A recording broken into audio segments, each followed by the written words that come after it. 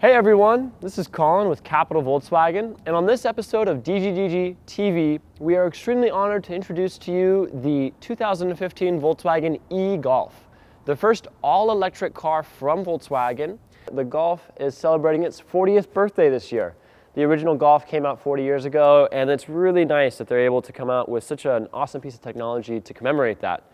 And this in-depth video is going to go through all of the features and awesome things that set this car apart from the other electric cars on the market.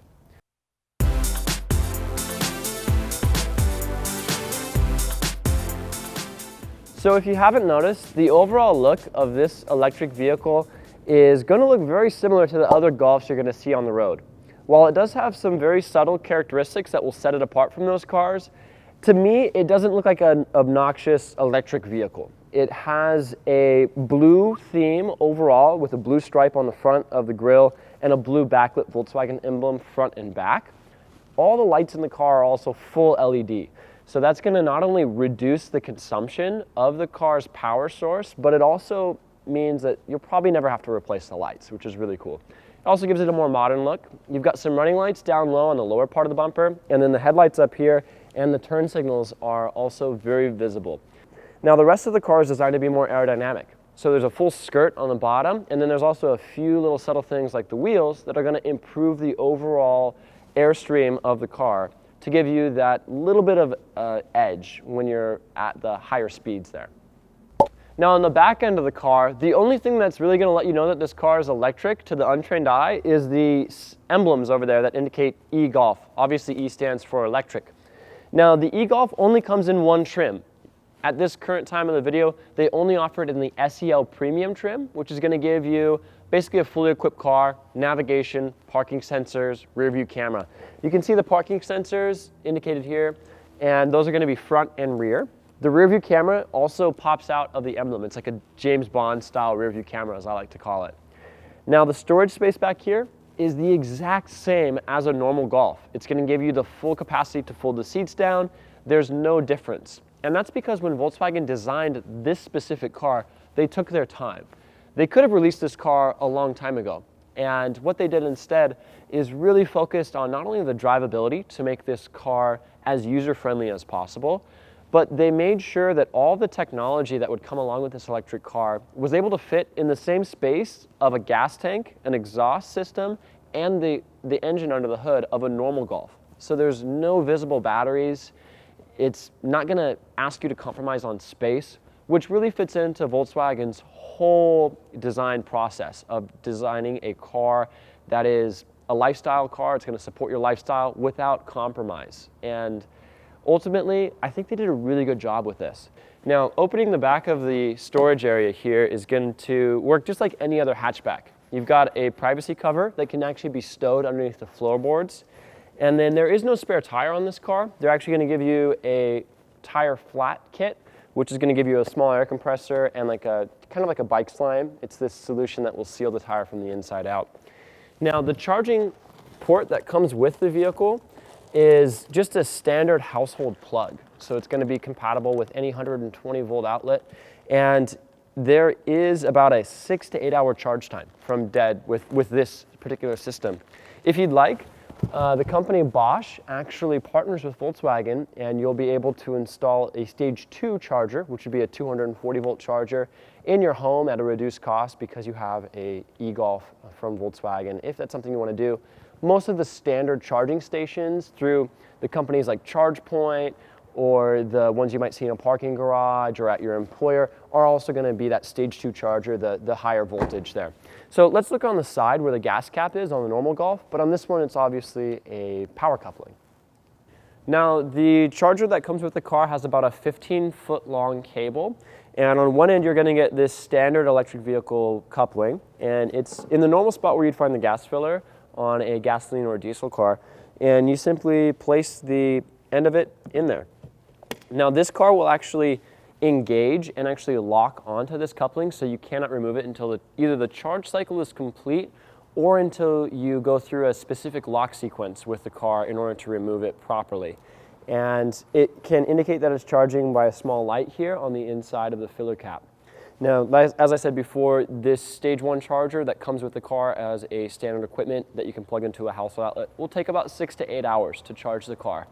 And then with a higher stage 2 charger, with a higher voltage, that time can be reduced to 3 to 4 hours. The car, however, does have a special boost charge cycle where you can, if you have that higher voltage charger station, plug it in for about 30 to 40 minutes and get about 60 to 75% of the battery. So you can get like a quick little boost at a coffee shop or something and then get home if you just need a little bit extra range. So underneath the hood, you're going to find an electric motor, and this motor is positioned in such a way that it has a really low center of gravity for the rest of the car.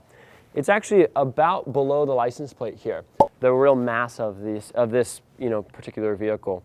Now, the motor produces about 199 foot-pounds of torque, and the cool thing about electric motors, that peak torque is available from 0 RPMs, essentially. Now, this car is a direct drive. It's a single gear. It's just going to rev all the way up to about 12,000 RPMs, and that's going to allow you to get up to freeway speed pretty smoothly. Now, underneath here, you also have a 12-volt power supply, which is going to power your accessories on the car. There's also an electric air conditioner, and the fan and compressor for that are actually the noisiest part of the car. If we turn the car on and I leave the air conditioner off, you really can't hear much. And then once you kick that on, that's going to, actually have a fan and some noise and stuff like that.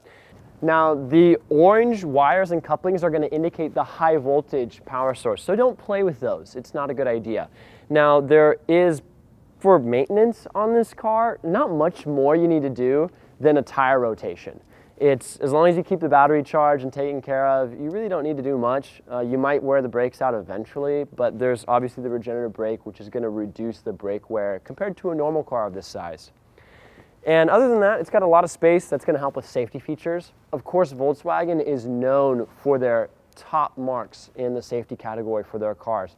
And the front crumple zones are still present in this car because it's built on the existing Golf platform, which is known for having a sporty, really safe design.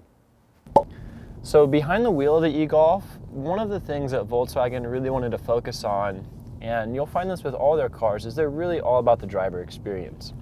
The e-Golf is no exception to that. Even though it is using a completely different powertrain to get you from point A to point B, they still don't want you to enjoy it any less. And the interior is going to be very similar in look compared to the normal Golfs, the diesel or even the GTI.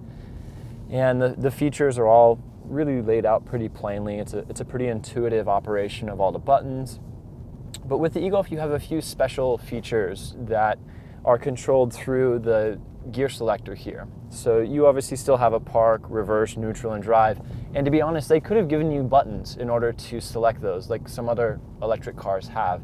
But they wanted to give you this traditional type of stick, and that's still going to be how you select, to go backwards or forwards. But when you have the gear selector in drive, there's the ability to adjust the regenerative mode. And that's going to be adjusted by tapping the stick left and right. So there's actually 4 different settings for that regenerative mode.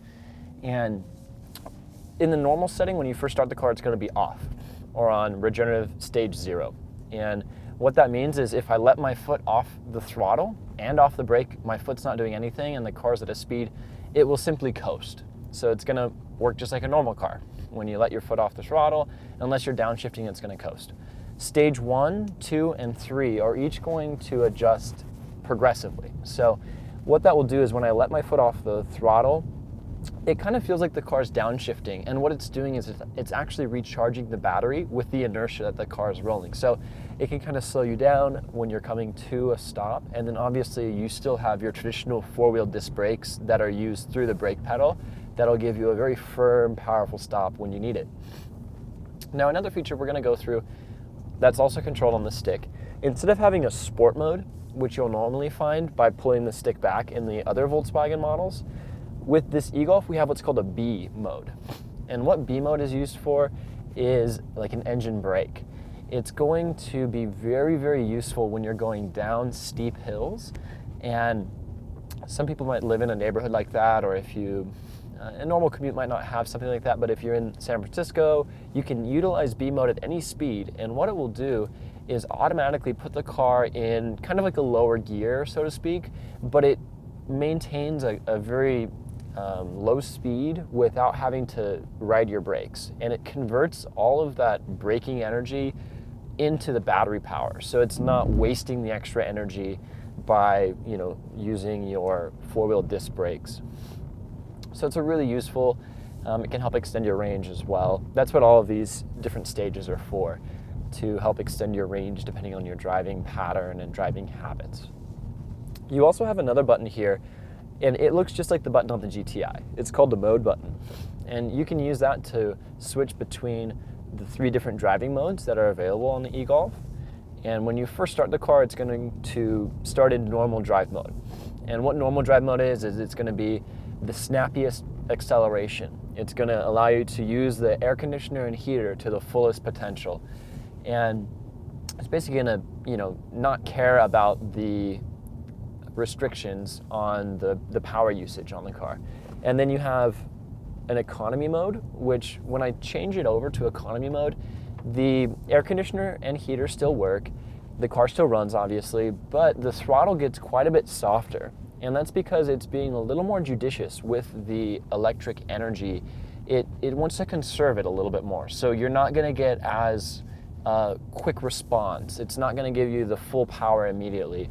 Also, the air conditioner will be diminished just a little bit. So it'll still work, you'll still have the climate control, but it's not going to be as cold as it could be or as hot as it could be, because again, that does affect your overall range. Now, the most conservative driving mode is the Economy Plus. When I select Economy Plus, it's going to actually turn off all of my climate control functions. So no heating, no cooling capability for the car, it's just whatever it is. And then you're also going to get the softest throttle response. The engine itself will restrict the car's speed to 60 miles an hour, so you will not be able to go faster than that. This is something that you might want to use if you are really trying to go as far as you possibly can on one charge.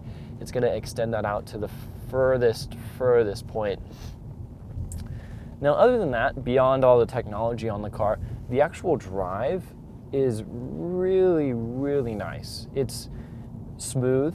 The turn-in for the car is really balanced, and I don't feel like this is any different than a normal Golf. Essentially, the only thing that lets me know this car is electric is the fact that when I start it, I can't hear an engine rev up. So it is really smooth, and the torque is really nice. On the low-end torque, you obviously get the full power of the electric engine from basically 0 RPMs.